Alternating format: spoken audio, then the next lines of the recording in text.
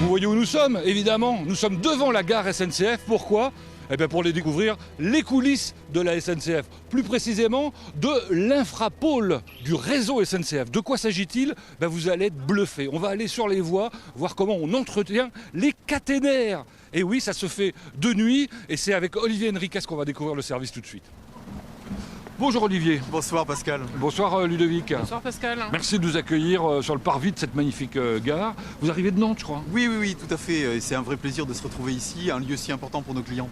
Alors pour découvrir, je vais citer SNCF Réseau. C'est quoi SNCF Réseau ? SNCF Réseau, c'est le gestionnaire de l'infrastructure. C'est vraiment la société qui doit garantir la circulation des trains. Donc pour ça, la maintenance et l'entretien de toutes les installations. C'est organisé par région. Ici, ça s'appelle l'Infrapôle Pays de la Loire que vous dirigez. Ça représente quoi ? Alors on a un maillage qui reprend 5 départements et c'est environ 850 salariés. Et alors de nombreux métiers ? De multiples métiers, oui. On a évidemment tout l'encadrement et la logistique nécessaire, mais on a surtout des agents de maintenance voie, donc qui s'occupent des rails, du ballast, des traverses. On a des agents qui s'occupent des signaux, de toute la signalisation ferroviaire. On a aussi des spécialistes de télécommunications et de l'informatique. Et enfin, on a des caténaristes. Donc cette fameuse caténaire qui alimente nos trains. C'est ce qu'on va découvrir cette nuit, parce qu'évidemment, on ne peut travailler sur les voies que la nuit pour ce genre de choses. Tout à fait. Bon. On va découvrir le siège avec vous, Ludovic ? Oui, l'unité de production du Mans. Je vous propose d'y aller. À ma droite peut-être. Allez, c'est parti. Voilà. Bon, alors Ludovic, ce service, de quoi s'agit-il ? Alors c'est l'unité de production du Mans en charge de la maintenance sur le réseau. Ça représente combien de personnes ? Alors c'est un effectif de 130 personnes. Waouh, 130 personnes ? Alors ça couvre quel territoire ? Alors ça couvre 5 départements, la Sarthe, la Mayenne, le Maine-et-Loire, les Deux-Sèvres et une petite partie de la Vendée. Alors si on rentre un petit peu dans le détail, on va peut-être voir quelles sont les activités. Je crois qu'il y en a 3, non ? Oui, il y a 3 spécialités au sein de notre unité de production. Il y a la partie signalisation, où là on gère tout ce qui est passage à niveau, les signaux qu'on peut voir sur les voies.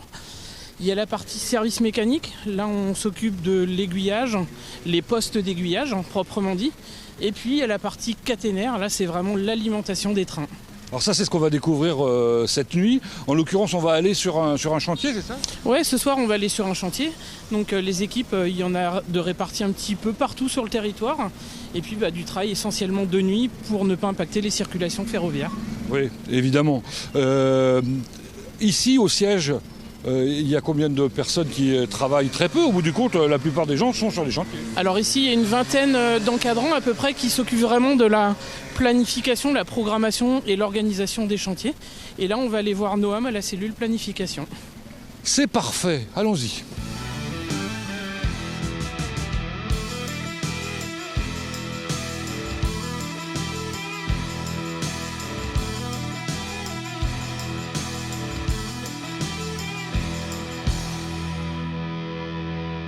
Les couloirs de la SNCF sont immenses. Et oui, on arrive à la cellule production où Noam travaille.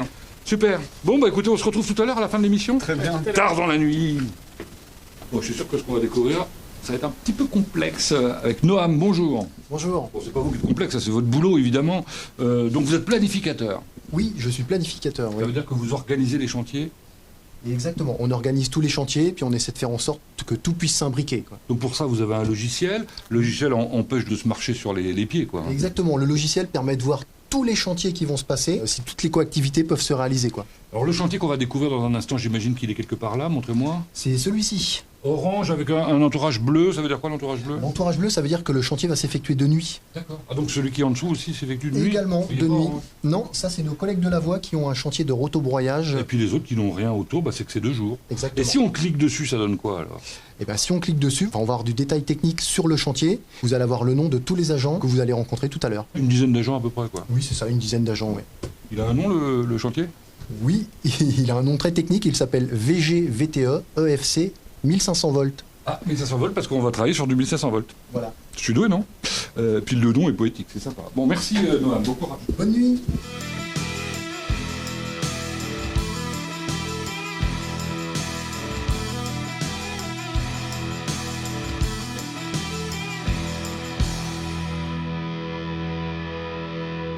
Allez, nous sommes prêts à attaquer. On est avec Bruno Lecomte, bonjour. Bonjour, Bruno, vous êtes DPX, ça veut dire quoi? dirigeant de proximité. Où sommes-nous là? On voit qu'on est de l'autre côté des voies, la gare est en face. Hein. Ouais, tout à fait. Donc là, on est sur le site des caténaires, donc au niveau du bâtiment des Rouges, avec le fameux bâtiment en briques. Ah oui, c'est pour ça que ça s'appelle les Rouges, tout simplement. Les gens qui travaillent sur les caténaires, on parlera des caténaires en détail tout à l'heure, sont des gens qui ont des qualités particulières. D'abord, ils ne doivent pas avoir le vertige. Vous passez un test pour être embauché ici? Ah oui, c'est vraiment la spécification. C'est la première chose qu'on fait quand on arrive au caténaire, c'est de faire le test de la poutre. C'est quoi? C'est un passage sur une poutre qui se trouve à peu près à 9 ou 10 mètres de hauteur. Waouh. 40 cm de large, ça bouge beaucoup et c'est vraiment un bon test. Bon. Et puis je sais que vous passez régulièrement des visites médicales renforcées, quoi. Oui, une visite médicale à Paris qui est très régulière et cette visite médicale où on teste tout en fait au niveau des agents, y compris la capacité à travailler de nuit. Donc vous allez voir des gens en pleine forme dans un instant. On va découvrir à l'intérieur du bâtiment de quoi il s'agit quand on parle de caténaire.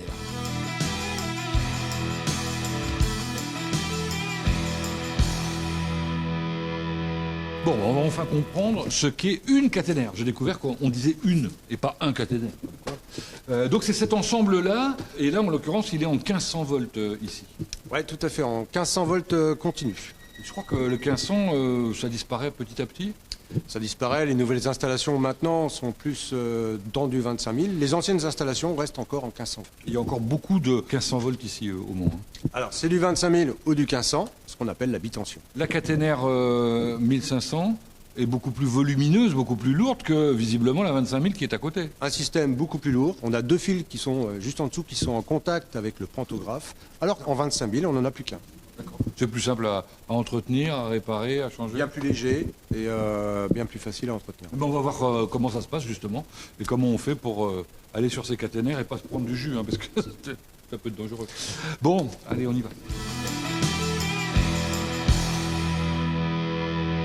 Ben, je pensais partir, mais j'ai été arrêté tout à coup. J'ai traversé la cour, j'ai vu de la lumière en sous-sol pour rencontrer Cédric. Bonjour. Bonjour, Alors Cédric, quelle est votre fonction? je suis assistant DPX du secteur caténaire du Mans. Et donc l'assistant de Bruno. Exactement. Très bien. Et là, où sommes-nous dans ce sous-sol là? Alors ici, nous sommes dans l'atelier où nous faisons de la préparation de pièces. D'accord, les pièces que vous allez utiliser sur le Ensuite, chantier. on va mettre sur le terrain, effectivement. Ouais. Ok.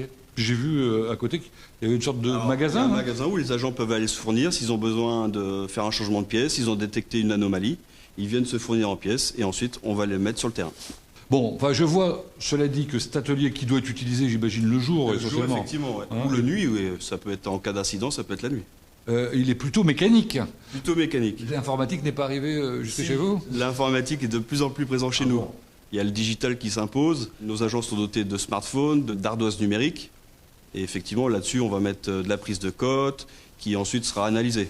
D'accord. Dans votre bureau. Exactement. Bah, où on va aller maintenant? C'est parti. Comme ça, vous allez présenter l'équipe, allons-y.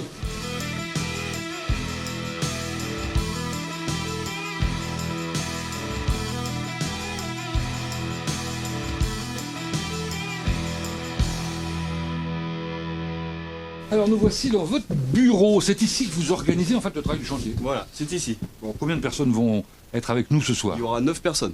Ok. Quel est le rôle de chacune qu'on va Il y aura découvrir? des opérateurs qui seront là pour faire le changement de pièces ou des réglages, prise de cote. Des personnes qui prendront des conciliations caténaires pour nous protéger électriquement. Une personne qui sera là pour intercepter la voie, c'est-à-dire interdire toute circulation de train sur la zone du chantier. Et tout ce beau monde va être en orange, on va bien vous apercevoir. Hein. Tenue haute visibilité, qui est obligatoire. Tenue sur laquelle il y a plein de scratch parce qu'on peut mettre des signes distinctifs, on va Des dire. signes distinctifs, oui. Des petits badges Ça sert à quoi? pour déterminer la mission de la personne qu'on aura en face plus facilement la nuit. Le jaune c'est quoi? Alors le jaune c'est pour l'ASP, l'agence sécurité du personnel. Et le bleu c'est pour la personne qui est en mission de prendre les consignations caténaires. Bon, j'imagine que vous avez des chaussures de sécurité. De sécurité, oui. Évidemment. Et c'est tout? Ah non, il y a le casque. Ah, évidemment. Un joli casque orange aussi alors. Exactement. Équipé d'une lampe frontale pour pouvoir voir où on marche la nuit. Eh oui, parce que vous travaillez toujours la nuit. Toujours, essentiellement la nuit, oui. Parce que les lignes sont coupées que la nuit. Effectivement, le jour ça roule beaucoup. On peut imaginer. Et- Puis on l'espère pour la SNCF. Oui. Et on vous a préparé une tenue. Ah, génial. J'en rêvais depuis toujours. Eh ben on va pouvoir s'habiller. Non, mais il y a le briefing d'abord. Et il y a le briefing maintenant. Bon.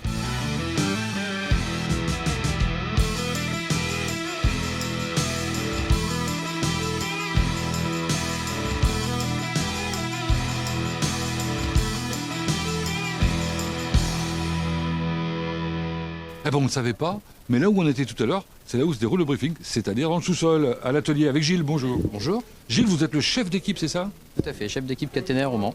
Et en tant que chef d'équipe, tous les jours, vous animez un briefing. Tout à fait. Alors ce briefing, c'est quoi? Nous allons parler de sécurité, c'est pour éviter tout ce qui est heure niveau des circulations, le risque à hauteur et risque électrique. Donc après, chaque agent a son importance au niveau du chantier.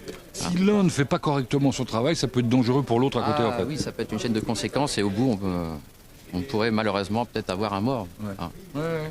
Et il vous arrive de travailler avec des entreprises privées et c'est vous qui assurez toute cette Aussi partie? la protection électrique pour les entreprises privées aussi, oui. D'accord. Donc tout le monde doit être en pleine forme.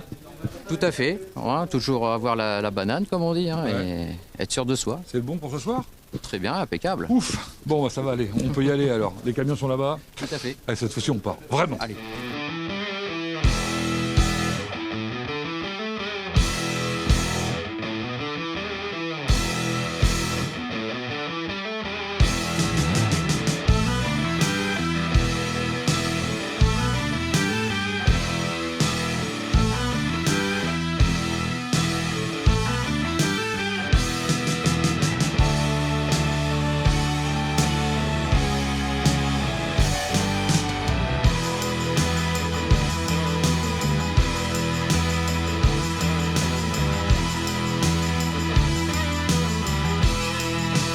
Ça y est, je suis équipé des pieds à la tête. Hein. J'ai les chaussures de sécurité aussi. Le casque, pas de chance, il n'a pas la petite loupiote. Enfin bon, bref. Thomas, il l'a lui. Bonjour Thomas. Bonjour. Thomas, vous êtes en train de finir la préparation du camion? C'est ça, tout à fait, je vérifie qu'il manque rien pour ce soir. D'accord. Un camion sacrément équipé là. Hein. C'est Oui, quoi ça? il est plutôt bien équipé. Ça, ce sont des straps, donc c'est ce qu'on va venir installer sur les MIC. Donc c'est équipement mobile d'intervention caténaire. Donc c'est des roules qu'on va installer sur la voie, plus une échelle en bois. D'accord. Ça m'a l'air un peu compliqué tout ça. Vous avez été formé pour utiliser ces choses-là? Donc la formation caténaire, c'est environ 1 an de la date d'embauche. On va partir plusieurs fois, des semaines en formation. On va faire des e-learning, donc c'est sur l'ordinateur pour faire les formations. Et après, on va partir en stage, donc plusieurs endroits en France. Ça fait combien de temps que vous travaillez ici? Ça va faire un peu plus d'1 an. Donc D'accord. je suis arrivé en janvier dernier. Et qu'est-ce que vous faisiez avant? Avant, j'étais chez Airbus, donc production d'avions. Donc strictement rien à voir. C'est ça. Et travailler la nuit, c'est un truc qui vous plaît? Exactement, donc pour avoir déjà le rythme, comme ça j'ai mes après-midi. Ce qui est un peu plus compliqué, c'est le rythme au début à prendre dans les premières nuits, mais on s'y habitue. 2 mots sur l'équipe? Parce que je les connais pas encore. Alors l'équipe, impeccable, rien à dire, bonne ambiance, bon travailleur, donc au top. Pas que demande le peuple alors. Bon bah Exactement. allons-y. On y va.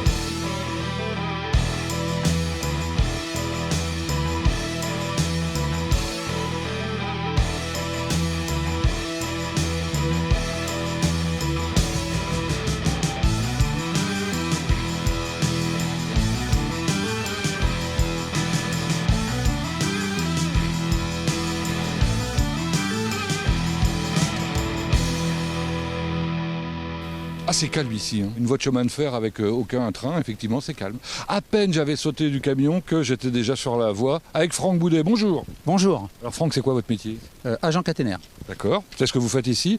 Et alors là, votre rôle est absolument essentiel. Vous aussi, vous avez sauté du camion et vous êtes arrivé immédiatement pour, ce qu'on dit, chanter la voie. C'est bien ça, oui, chanter la voie. Nous avons mis un DDSH, un dispositif de chantage.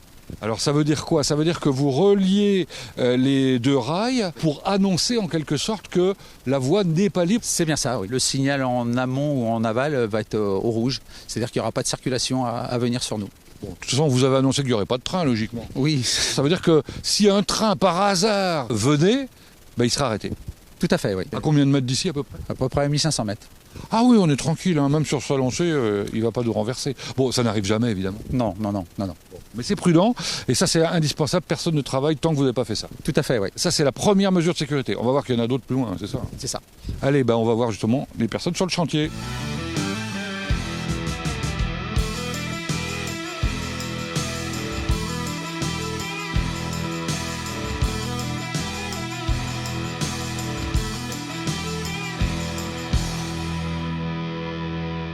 Allez, deuxième mesure de sécurité en quelque sorte, c'est ça Geoffrey? Tout à fait. Là, on fait surtout une vérification d'absence de tension avec une VAT. D'accord. C'est-à-dire que vous mettez la perche là, vous l'accrochez au caténaire.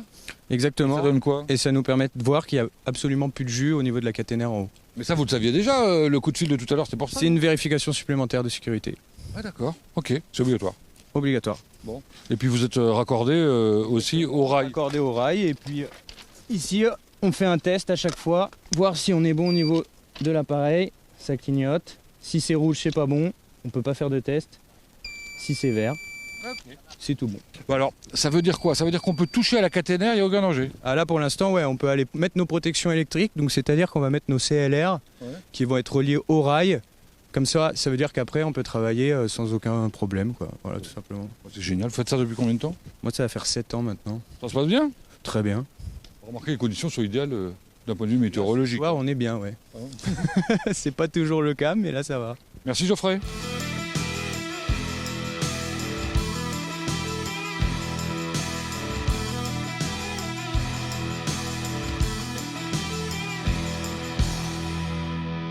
Alors Thomas, de quoi s'agit-il cette fois-ci?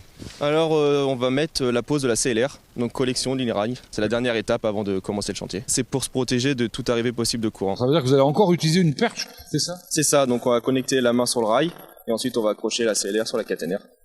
Concrètement, qu'est-ce qui peut se passer? Donc si jamais il y a une erreur ou une réalimentation, le courant va passer dans la CLR, ça va être renvoyé au rail grâce au câble et du coup après ça va être répartir autotraction. Ça vous protège complètement? Bah complètement non, parce qu'après il y a encore l'équipotentialité. Donc ça c'est encore autre chose qui sera fait sur les engins et suivant l'opération avec la CV, collection volante. D'accord. C'est pas tout de suite là? Non, ça sera après. Il faut quand même démarrer quelque chose. Oui. Bon bah on va y arriver hein. Merci Thomas.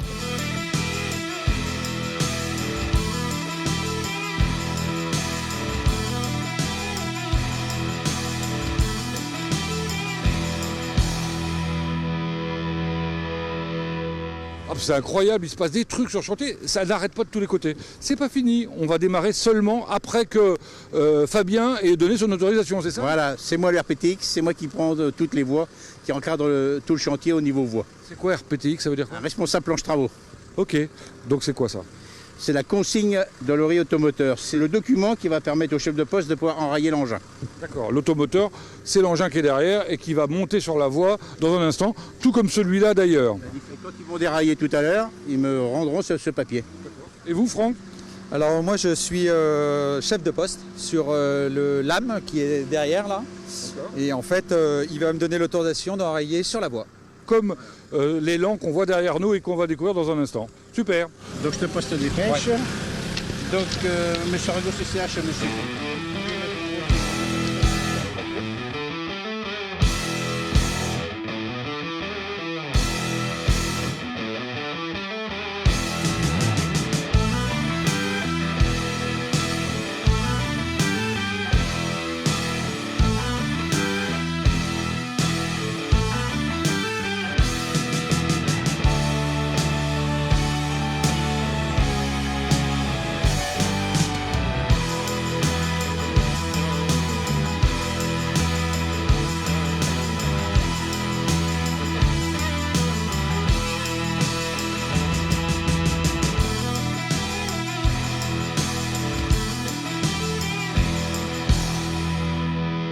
Je saute d'un poste à un poste, ça va vite, ça va vite, ça va vite. Avec Edouard, bonjour. Bonjour. Alors Edouard, vous êtes chauffeur de 4 axes. C'est ça. En permanence? Non, que pour ce soir. On tourne régulièrement, on change de poste. Alors, là, il y a un 4 axes à côté, il y a un élan. C'est quoi la différence? Au niveau des nacelles, on a 2 nacelles sur le 4 axes, une qui monte verticalement et un pendulaire. Et sur l'élan, on aura 2 nacelles qui montent verticalement et un pendulaire. Alors l'idée, c'est d'être un peu confort pour aller travailler sur les caténaires? C'est ça, pour monter jusqu'à la caténaire et pouvoir l'entretenir. Bon, ça marche pratiquement à tous les coups, mais pas toujours. Pas toujours, des fois on est obligé d'utiliser une vieille échelle en bois. Ouais. Alors en bois obligatoirement? Obligatoirement, ouais, parce que du coup, les métalliques, ça ferait contact. Ces échelles-là, il y en a certaines, j'ai cru voir ça dans l'atelier, qui pèsent leur poids. Quoi. Très lourdes, ouais. Vous les sortez pas tous les jours? Non, heureusement. Edouard, je vais vous laisser travailler, parce que là, on bloque tout le monde, visiblement. Bon courage. Merci.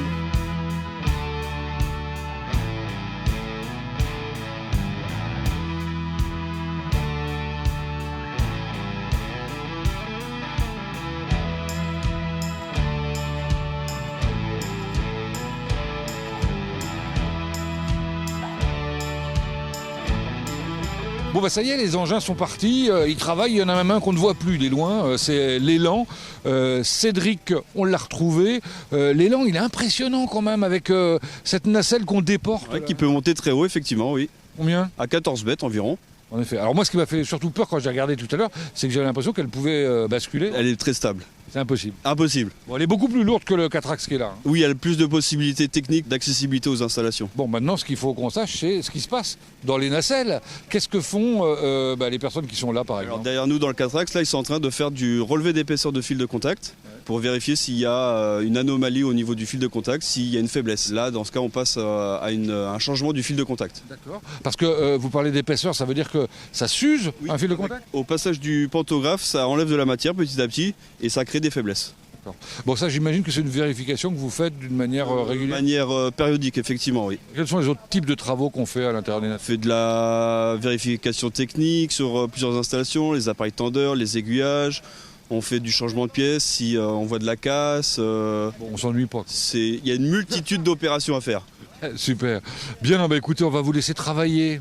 Jusqu'à quelle heure à peu près ? 4h30, 5h à peu près. Et ça, c'est toutes les nuits. Exactement. On va vous quitter pour aller voir un lieu que vous connaissez peut-être. Un petit peu, oui, effectivement. Percé ? Exactement. Bon. Un lieu incroyable. C'est en Gare du Mans, inconnu du grand public, bien évidemment. Allez, c'est parti.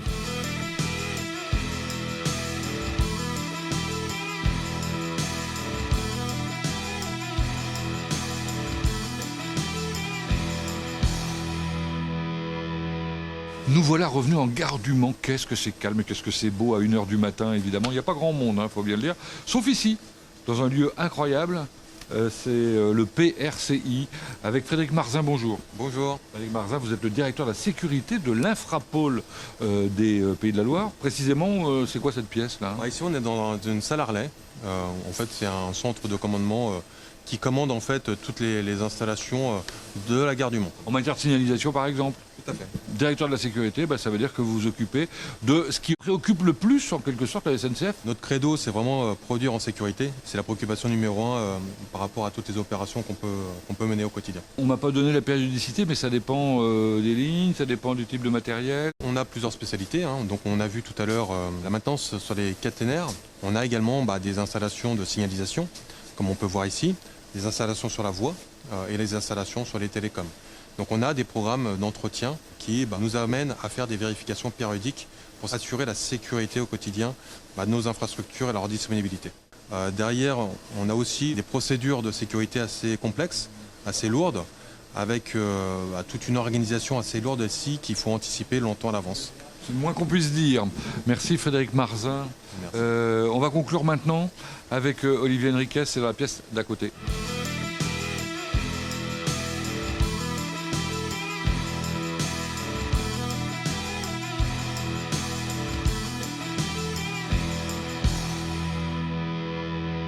Il est l'heure de remercier Olivier Henriquez de nous avoir reçus pour découvrir SNCF Réseau Infrapôle, grâce à qui on découvre un lieu alors totalement secret qui est au bout de la gare du Mans. C'est en quelque sorte la tour de contrôle, c'est ça ? Exactement ça. C'est vraiment la tour de contrôle. C'est là où toute la gestion des circulations ferroviaires se décide, se gère et se sécurise. C'est ce qu'on voit derrière vous, là, ce sont des lignes, des voies SNCF. En fait, ça représente la géographie réelle des voies sur la gare du Mans. Et ça nous permet ici de gérer. Et effectivement, tous les voyants rouges que vous voyez, ce sont actuellement des travaux. Mais habituellement, ce sont plutôt des circulations ferroviaires. On peut repérer où on était tout à l'heure. Tout à fait, oui. Numéro 8, je crois. Exactement. C'est aussi à partir d'ici qu'on a donné l'autorisation d'ouvrir le chantier. Oui, il y a eu un dialogue de sécurité, donc il y a eu des appels, effectivement, avec des procédures plutôt très calibrées qui ont permis de sécuriser le début du chantier. Alors vous parlez de calibrer, les gens de votre service sont particulièrement calibrés, compétents, sérieux, rigoureux, on l'a vu, c'est important, bien évidemment. Ils sont bien formés également. Même quand on est jeune et qu'on vient d'arriver, c'est quand même quasiment un an de formation, nous disait Thomas, c'est ça ? Oui, c'est des formations plutôt longues, ne serait-ce qu'en évaluant les risques et la formation nécessaire, à la fois technique et sécuritaire. On a des pôles de formation internes à la SNCF, à SNCF Réseau, qui permettent d'arriver à ce niveau de compétence. Vous recrutez ? Beaucoup. En alternance, par exemple ? Nous utilisons énormément ce processus de recrutement qui, pour nous, est très efficace. Les gens qui auront vu l'émission auront envie, effectivement, de s'inscrire, ne serait-ce que pour être habillé dans cette magnifique tenue qui fait qu'on vous voit de loin et on vous reconnaît. Et c'est confortable. J'ai testé pour vous, vous le savez. Merci encore une fois de nous avoir accueillis. Quant à nous, on se retrouve bientôt pour découvrir une autre entreprise ailleurs. Cette fois-ci, ça va être sur pneus, je crois.